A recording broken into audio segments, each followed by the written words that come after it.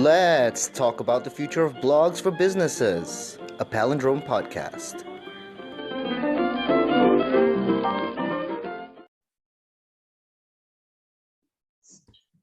Hello, everyone. This is Rao from Palindrome, and I'm still waiting for my co-host Khalid, who usually co-hosts with me. But in the meantime, our guest is already here. So this show is called Let's Talk About the Future of Blogs for Businesses, and we talk to people in different industries about digital marketing and industries in general. So, Richard, Ralph, how I'm you so doing? happy to be here today. Really great to be with you and your audience. And it's the first time I've been on a Malaysian podcast. And so once again, it's my first, one of my favorites, and I'm always going to remember it. Awesome, Richard. So nice to have you here with us. So, why don't you tell the listeners a little bit about yourself and what you do? Well, thank you so much. First, I'm originally from Philadelphia, Northeast Philadelphia, and I was a Spanish major at the University of Arizona, and I studied communication as well. And when I was 27 years old, I had the chance to move to Central America and work at a friend's call center for a couple months. And little did I know that I loved the industry, learned it. And when I was 35-year-old, I started my own call center, and I've been on my 14th year. So it's been a very good run. And I got a lot of great things to share with your audience today about not only being a CEO, but about how to make an effective phone call and run a very, very effective call center company. Amazing. So let's take it from the top here. Okay. So tell me a little bit about your background and how, and sort of like lead into how you actually got into this business. Well, it kind of grew by itself when, once again, I was deciding to go to school, to college. A lot of my friends were studying law and medicine, engineering and architecture. And maybe I wasn't mature enough or had the discipline to do that, or even the interest. And so I was really much into second languages. And so a lot of the jobs that I had pretty much prepared me to be an expat and to move abroad. But my family, they came over to the United States at the turn of the 20th century. And what they did was they came in from Europe. And so they moved to New York and to Philadelphia. And so in my family, I've had entrepreneurs and people that have learned second languages and started anew. And so for me, it was almost keeping up with a family tradition. But instead of going back to Europe or somewhere in Asia, I decided to study Spanish and move a little further south. And a very good friend of mine had a call center here, and once again gave me an opportunity to come here. And I took it, a 1 in a million shot. And I learned to build a business, Ralph, from the inside and out. I didn't start as a C-level executive. I didn't know contracts or finance, but I got to sit with the people, hundreds upon hundreds of bilingual call center agents. And I know in your area of the world, a lot of people do very well in the business processing outsourcing industry. And once again, I could see it not only as a profession for me, but also as a career. So yeah, it's called the BPO industry, right? Business process outsourcing. Outsourcing, correct. And you're considered offshore from where you're located, and I would be considered more near shore if you're depending on the United States as your target audience. Correct. I mean, over in Asia, I think India is like the center for BPO. But now, with the supply chain things and like a lot of like moving, like you said, near shore and things like that. So hold up, my co-host has just entered the room, and he's should be here in 5, 4, 3, 2, 1. There he is. Khalid.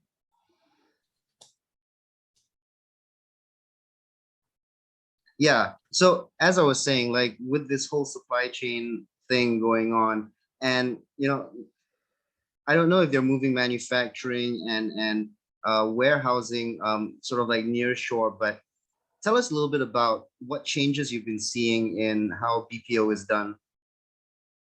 Well, I can see in regards to, the offshore centers in your area of the world are just phenomenal. Once again, I respect anybody that is bilingual. You might be able to tell the slight accent. People obviously can tell an Indian and a Filipino accent compared to, let's just say, a Central South American accent. I myself have a Philadelphian accent, which you can tell. And accents don't mean that you can't speak a second language. To me, it also bears the mark of higher education. Why are people looking near shore? Not saying it's better or worse, but a lot of the times it's the proxemics to the United States. Instead of spending dozens of hours on a plane, they can be here within a couple hours. We also have Spanish language capacity, which is a growing segment of the United States. And there's a certain skill set that we have here, which is very comparable to the Indian IT and the Filipino customer support. So we're very competitive, yet your market is so much more competitive in regards to price, and the quality is there. It really is. So pound for pound, as I say before, anybody that's professional and works in the BPO industry are phenomenal to me. But you know, a lot of clients like the fact that I'm here and hands-on, and I do know some people that have moved to Asia and Middle East in order to work in this industry. And so, as I say, a lot of it has to do with factors, but in the way that you do business and the research I've done on your company, it would make sense for someone to jump on a flight for a couple dozen hours to go meet you personally and start working with you. So really, you almost have to take it on a case-by-case basis. But I believe at the end of the day, my friend, you'll be chosen in regards to merit, in regards to distance and price. And so that's why I believe what you and Khalid have built is a powerhouse in your area of the world. And I don't really see it as competition. I see it as just gentlemen that are raising the bar in multiple verticals and industries. Well, thank you. That's so kind of you to say. But I have to ask you, why Spanish? What led you to learning Spanish? Well, And how do you that's see it fitting into like the global business? You know, why do you feel that it is important? I like dedicated practice, Ralph. And so, I mean, I could have studied French and German in high school. And unless there were, you know, kids in my class or the teacher that wanted to talk to me, it really wasn't applicable outside the class. And so by speaking Spanish, there were a ton of second language students at my high school. But not only that, just traveling around Philadelphia, and especially when I moved to Tucson, Arizona for university, pretty much outside the classroom was a classroom. So I was able to get a lot of positive reinforcement from that language. So to me, it seemed to be the most realistic and applicable for where I was located, and I could practice it the most. And also, I did decide to study Spanish because of the university programs that were there. They did have a study abroad program. So I got to move to Spain my junior year. And as I mentioned Wow. before, Spanish is becoming one of the top spoken, if not in the next maybe 10 or 20 years, could be the number one spoken language in the States. And Wow. so, unlike my friends, if I were the only one that were bilingual, maybe it may be more marketable, Ralph, and it also enabled me to be able to get a job It's a beautiful post-grad. language. It's a beautiful language. I mean, I don't know. I mean, I stopped pretty much at no hable español or whatever. You know why it's a beautiful language? Because it's a romantic language, because they have the subjunctive tense, which talks about the desire and the doubt. So unlike other languages that are just very cut and dry, in Spanish, if you master the grammar, you can really be more And it's empathetic. very poetic as well, right? Well, I think it's fantastic. And as I said before, that anytime that you are speaking a second language, any conversation, even if it's about the weather, is just enticing. So you're never bored. So the fact that you can jump back and forth into or multiple languages, I only think it only increases any sort of relationship and conversations. So Oh, you're yeah. bilingual as in English and Spanish, right? That is correct. Yes. Right. Like over here, in my country, we tend to be trilingual, at Tell least. me. Yeah, like in general, people over here they speak Bahasa Malaysia, which is the Malay language, which is the national language. And then they Uh-huh. also, like me, I speak English, right? So in general, I think you can meet a lot of people that generally speak English, because we have a lot of foreigners here as well and all that. And we were colonized as well, by the British. So Uh-huh. yeah, and they speak their mother tongues. So Indian people speak maybe Tamil, Chinese people maybe they speak Hokkien, you know, and things like that.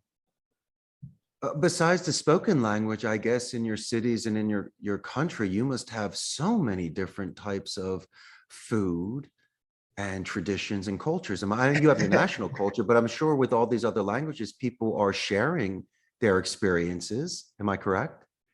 Yeah, yeah, and we have a rich sort of intermingling between cultures and linguistically as well. Actually, I think Spanish as well. If I'm not mistaken, like just not far from here in the Philippines, they were colonized by the Spaniards, and Uh-huh. yeah, so they have like Spanish last names. I think some of them might even speak Spanish. Yeah. That is pretty cool. I like that. It means that your country is very open-minded and accepting. Well, yeah, it depends. I mean, if you talk about language, I'm very interested in the subject of language and how we can actually change mindsets, and like you said, broaden mindsets and things like that. And also because learning different languages helps, it actually exposes you, at least mentally, without you even leaving the home, to new ways of looking at the world, right? I agree. I totally agree. But I mean, look at the level of your English. And we spoke about this prior to the podcast. It really shows structure and dedication and commitment. And so if you speak to somebody like myself on the other side of the world and you tell me how much time you've invested in this, once again, your first impression is huge. Well, actually, me and Ralph are we Yeah, I've already English is mentioned is all. Oh, I've I already see. Right. mentioned Yeah. our background. We're kind of mixed up. So like we have we have been exposed to many different cultures and languages. And I personally have an interest in learning languages. I mean, I did learn parle français a little bit back in school. I think I got an A for French during my O levels. Um, and a little bit of Arabic. Um, and over here, we know conversational Chinese, like actually a lot, yeah, and we know certain words in the Tamil language, maybe. So, like I said, because we mix with so many different races here, you see. I find that fascinating. I really do. That's pretty cool. So let's talk about Costa Rica call Yes. center. Yes, I'm really interested to know more about this company. And so we've touched on your background and your interest in the Spanish language, and you actually relocated, right? At 27, yes. I've been here for 22 years at Costa Rica. So you've been there for 22 years. So um, doing BPO, doing running a call center. Am I right? That is correct. I first started at my friend's call center, was there for 4 years. And, as I mentioned before, learning the business. And when I was mature enough and had my impulse control and a little money saved, Ralph and Khalid, then I decided to throw my hat in the ring and start this company. But it's been a very good run. I realized that owning a company, you have leverage. You could make or break and hire or fire somebody. I choose the former. And empathy is very important for me because you have to ensure, regardless of where you are in the world, anywhere in the world, that the people that work with you have their dignity. They're not expendable, and you don't treat them like a number or a robot. And I think that's something I could do in Costa Rica, Malaysia, or anywhere. And I also believe by treating people like that, I will only be accepted and we could only grow together. And so it's very easy as long as you understand and respect local customs. And as you say, the native tongue, there are certain skill sets and kind, non-threatening things you can do in order to show good faith with people. And so that's why it was never a concern for me to move anywhere in the world, because I know that I might be in the United States. There's certain things, gentlemen, that you hold dear and to high esteem, but then in other parts of the world, it really doesn't have that much value. So I think the three of us collectively, if we ever met, the first thing we'd be doing is just showing each other our essence and then just taking it from there. I have a lot of interest in. So sorry, I'm just going to shoot off my questions. I think Khalid might have some questions, but I'm just going to shoot off my questions in rapid succession so you can deal with them, and then maybe Kali can jump in. So Go for it. I'm ready. so first of all, you talked about empathy, and I mean, like, I have an interest in the discipline of support, right? Like, how, like, when you get, when you run a call center, whether it's inbound or outbound, like, you might have to deal with a lot of people who are, let's say, not really having a great day, on the other end of the line, right? So really, I think it's about understanding the person on the other end of the line. Also, like, um, maybe you have some scripts or some tips that you can share about, just being on the phone with another person. Yeah. I would love to share that with you, Ralph. And once again, I refuse to compromise your ethics, values, or morals. This is very easy. It's all about active listening, active listening. And so if somebody asks you a question, the greatest thing you could do is to say their name, let them know that's an excellent question, repeat the question for the active listening, and then answer it in a very positive way. I also believe in positive escalations, because if you're calling into businesses, you might be speaking to somebody prior. Like, let's say I spoke to Khalid before he transfers the call to you. Besides properly introducing myself and answering Khalid's question so I would be qualified, once he transfers the call to you, Ralph, I would be letting you know how amazing your coworker was. And so these are ways to give a gift and to start momentum. And I also believe, once again, since we're not seeing people on the phone, there are certain tell signs people will give you in regards to their answering speed, on how fast or how loud they speak. There could be spikes or dips there for you to interject, Ralph, and to ask a tie-down question to make sure, hey, Ralph, does this make sense? Or, hey, Khalid, sounds good, right?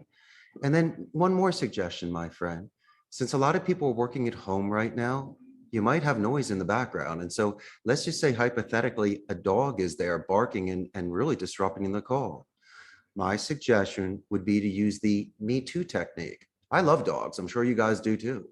And so, inadvertently and passive aggressively, Ralph, I could let you know that I love dogs too. And while the dog is barking, I'll ask the dog's name. And the next thing you know, the dog's name is Palin. Okay, great. Well, why don't we put Palin outside? And then when you come back, instead of me continuing to pitch you or qualify you, why don't I anchor you?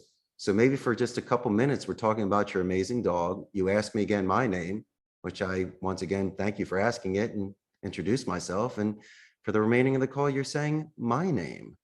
And so these are the sort of things where, if you're just a print and you're not a painting, and you become too commercialized and too well rehearsed, you're just doing the grind. I think you still need to be raw on a phone call. You're not a character, but you should be in character. And just like you and your partner, you guys are as authentic as the day is long. You're professional, but there's a fun side to you. There's a real side to you. We can talk about things. And I think that's why you've not only been successful, but the people that are getting this sort of negative resistance from people, it's because they're not cracking the code. They're not getting the past the pitch. They're really not taking their time. And so that would be my suggestion for you.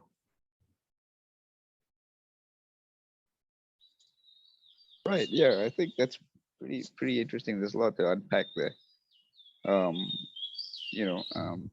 listening to what you said, I think that there are elements there of maybe there's an element of compliance as well when we talk about speaking to people. There's also there's obviously a social element, um, and an element of escalation and de-escalation as well. So I think it's a mastering of both the technical side of socializing to people verbally through the phone, as well as, maybe, I think, you could say that there's a little bit of an intuitive side as well. So Of course. how's the training process like for your company? That are there certain processes that you have in place to make sure that people are qualified for the job, and how much of the skill involves intuition? What a wonderfully logical question, Khalid. The agents here need to have at least an 85% English level. Accent's fine. I just got to make sure they have the grammar and vocabulary. There are agents as well that come into the center. We call that onboarding. where they already have experience and skills from other call center. I just want to make sure they don't have any bad habits. Since Amazon is located in Costa Rica, in order for me to scale certain campaigns, I might have to bring in people that have the intelligence, but just maybe not the experience at a call center. And that actually works to my advantage, because the only thing I really have to train them on, Khalid, is just the CRM system, the client relations manager, and also the phone system of predictive dialer and just how to use that. That can be done in a couple hours. But if somebody has a personality and they're willing to be coachable, and once again, if I give them all of the resources, like you were mentioning earlier, Ralph, do they have scripts? Of course they have scripts, and they have rebuttals, and they have certain structures. But we have something here, gentlemen, called QA or QC. It's quality assurance or quality control, where we follow KPIs, which are key performance indicators. So Khalid, if I had called you, there might be 10 questions I need to ask you in order to qualify the call. But I'm also very focused on the soft skills, on how many times I say your name, if I repeat the information specifically for confirmations, right? And if there's other individuals that work at your company that I do give a positive escalation to, verbal, and when I follow up with you, written. These are the sort of enhanced, and I believe better quality sort of relationships and conversations that we have. And so we are able to convert these calls. We are able to set the appointments. And if we happen to have to call back a place a second or third time, they remember us, they pass the call, and we pick up where we left off. So there is structure here, but yes, I do agree with you. There is some psychology behind the people. But as I say, the way that we were raised, gentlemen, by our grandparents and parents, and just having manners and being polite, that does go a long way these days. Right. Yeah, I think that's a good point. And I think that kind of helps to basically make the recruitment process a little bit easier. I think it's easy for us to, as easy as it is for us to identify intuition between each other. So like when I'm speaking to you, I can tell that I can almost immediately tell intuitively that you've been brought up right. You know what I mean? So I think that's probably a pretty easy prerequisite to kind of tick off the recruitment process. Khalid, you're going to find this so interesting, and I'd like to share this with you, that it's not really about fulfilling the client's needs. It's more about fulfilling the agent's needs. Now, this is a very strict Catholic country in Central America. And so as much as I want to accept all different types of campaigns, I turn down more than I accept, because I have to make sure that these agents can go home and tell their parents what they do for a living. And in this culture, I'm not sure about Malaysia, but in this culture, it's multi-generational. A lot of these young men and women could live with their grandparents and parents. And Ralph, they are responsible sometimes for some big bills in their homes. And so for me as a business owner, it's imperative that I give them their job stability, and that I do things correctly with the Costa Rican labor laws, just to ensure that, once again, I can give them the reassurance that they made the right decision and that they should continue working with me.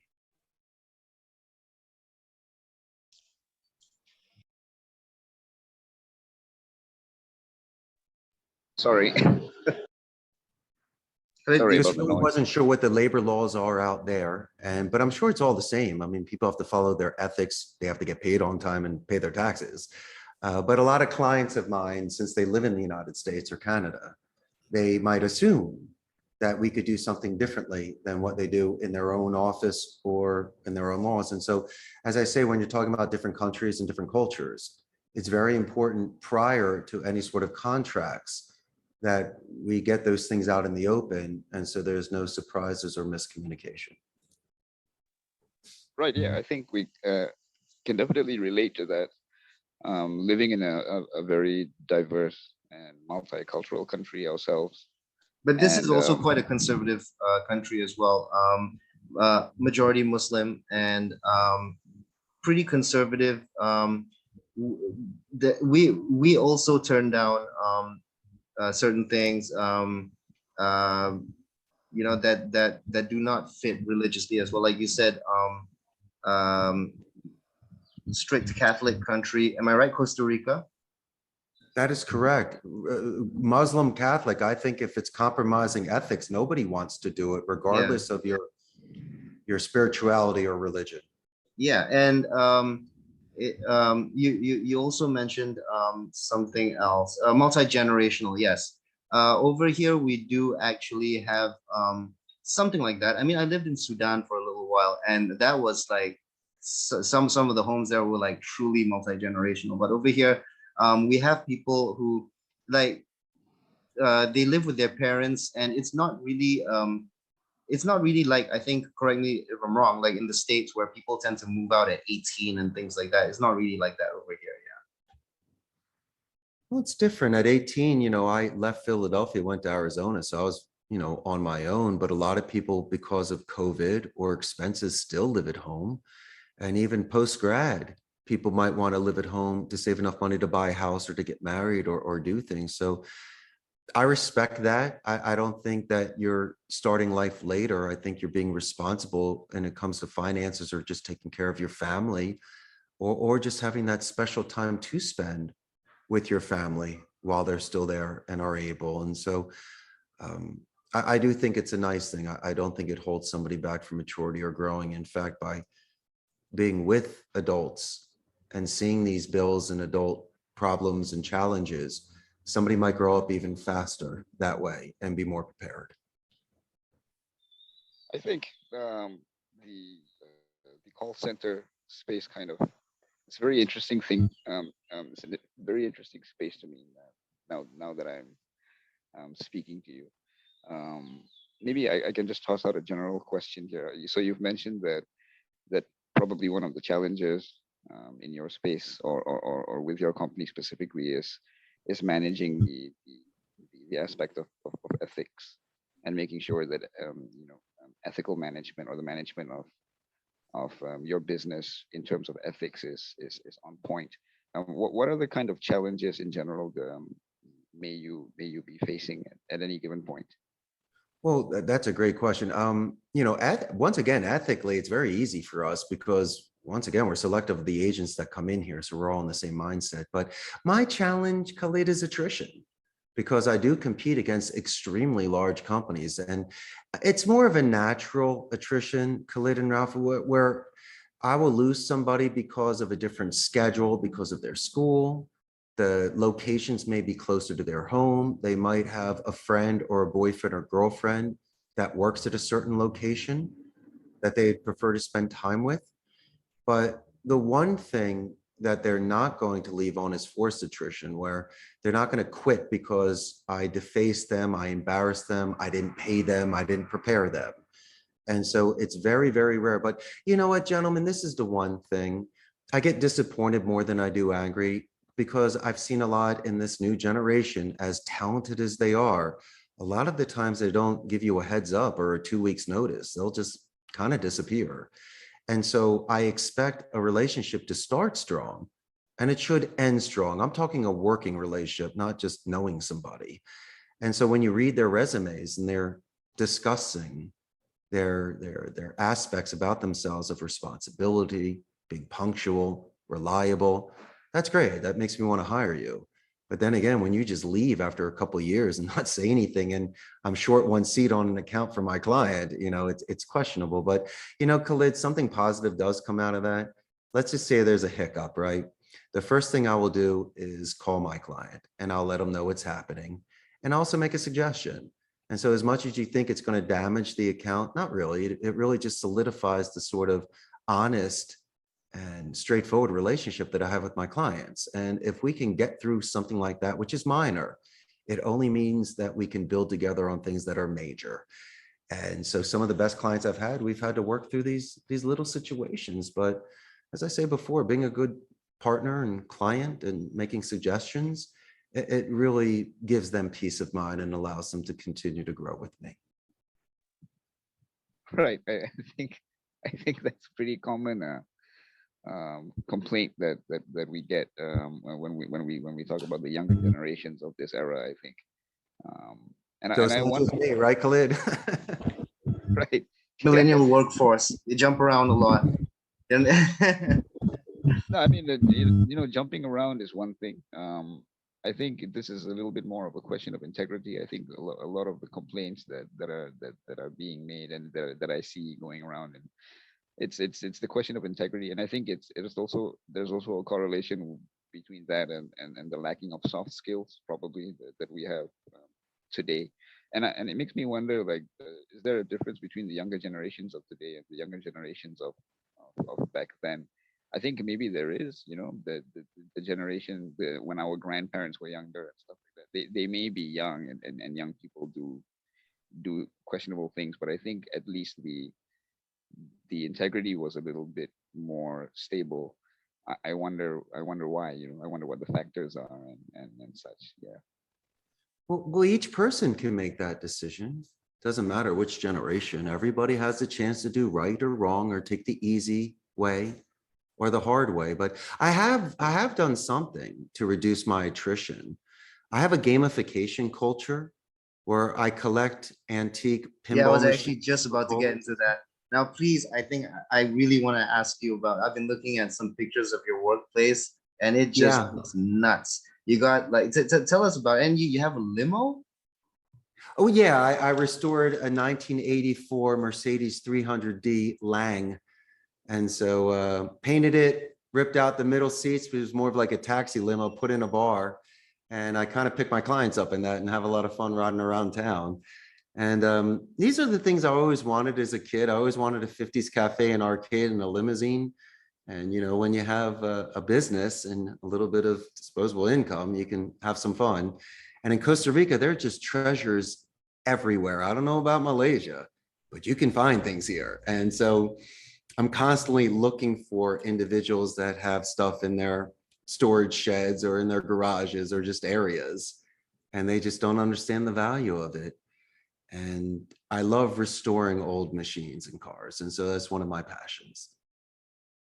So take us through a little bit, but like I saw some old vintage arcade machines. I have not seen those in so long. Seriously, like, Did you have those in Malaysia? Were there arcades back in the day? oh yeah. I mean, like we had a huge arcade culture.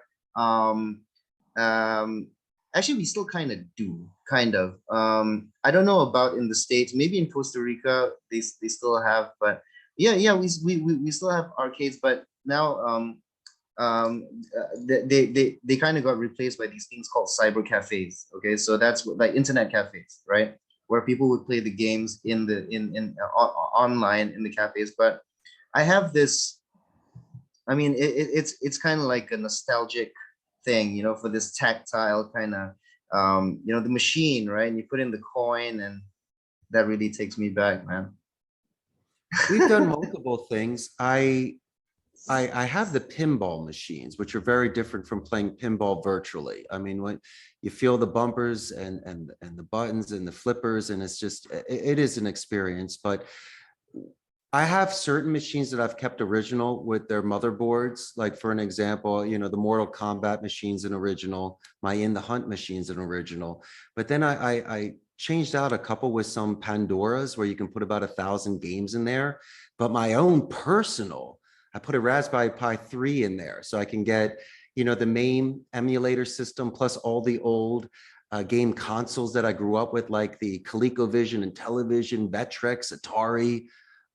So I love that old. I'm a retro gamer. I like things that, as you say, put in a quarter, couple buttons, joystick, you're good to go. And they can always play their Xbox, PlayStation, and as you say, these games online. But I'm trying to find Yeah, and those stuff. games had real, like those old retro games. They had real mechanics to them. Like they had actual like mechanical processes within them, right? Of course they did. 100%, especially the pinball machines. I mean, those things are very complex on fixing them and working on them. But here's the thing, guys. By having this neutral medium, this happy environment, right? Agents can meet each other from other departments. They can let off steam. They can recharge batteries. And it's a place for them to hang out with me and play a couple games. And so once again, instead of going outside to have a cigarette or to put your face on your phone for Instagram, Facebook, or something else, or just eating by yourself, this is a wonderful place for people to congregate and to have a wonderful time. And I'm very proud of it too, because I did grow up in the 70s and 80s, and those arcades, those are expensive back in the day. I don't know how much money your parents gave, but you better be a good gamer so it could last a long time. I realize now that since I can afford it and the games are free, it's almost not a hobby. Now it's more of an obsession. And so every week when I try to do my me time, not my meditation time, but just Richard time, I like to do pinball marathons so I can let off some steam and once again, just, recharge and prepare for the following week. So we're actually running out of time, and I mean, there's actually still a lot more that I wanted to ask you, but let's just very quickly before you run out of time, could you repeat your website URL and where people can actually find you? Well, first is if they want to find me, grab a first-class plane ticket and fly out and visit me. But if you can't do that today, you can call me on a toll-free number is 888-271-6750. And my website is Costa Rica's callcenter.com. There's a Facebook fan page with that name that's got about 97,000 Costa Ricans there. And I will be putting this podcast there. And I cannot wait to do this. Looking forward to it. Yeah, on the topic of building online communities, and I noticed you have a blog. This show is called Let's Talk About the Future of Blogs for Businesses. You have a blog, but you haven't. It's not active from what I've seen. So, what kind of digital marketing and online marketing activities have you been doing? Well, I should really be doing more on the blog, but I'm very, very heavy with my own search engine optimization locally. So I have very strong web pages, these Facebook pages, and I just go on so many other sites, especially with these podcasts right now. So, certain things can only give you so much mileage. And a lot of the times I like to contribute on extremely high page rank sites. And once they allow me to contribute and put in my own hyperlinks, that assists me in regards to my traffic. And as I say before, a lot of it has to do with contributions. As much as I'm trying to build my own ranking on my own sites, there's a lot of places there that are already established and are looking for individuals like myself for verbal or written work. And so that's where I'm most comfortable, because I can share my experiences and my expertise prior to any sort of phone call. So it really sets the pace when people are contacting me. So I don't really give out all of the secrets, but I do share enough to establish not only my credibility, but to make any sort of contributions I make valuable and worthwhile. On that note, we have come to the end of the show, and I'm so thankful that you managed to join us, Richard. Thank you very much for joining us. And I look forward to having you on the show again sometime, and maybe meeting you in person in Costa Rica, or if you come down to Malaysia sometime. I don't know about your culture, but if I meet you, can I treat you to dinner? Is that cool? Where is that not cool? I'm just asking, my man. We're just trying to compare notes. No, although I think there are some cultures that they're like, no, I pay, no, I pay, no, I pay, no, I pay, and they're like, they just want to like, everybody just wants to pay for dinner. But I'm cool if you want to buy me dinner, but I got no problem with that. I don't know in Malaysia if you do rock, paper, scissor, or arm wrestling. You just got to let me know what we got to do just to decide who pays. All right, Richard, thank you very much for joining us, my man. Rauf Khalid, thank you so much. This was a pleasure. Thank you for your Thank you. Bye-bye. Take care, gentlemen. Bye now.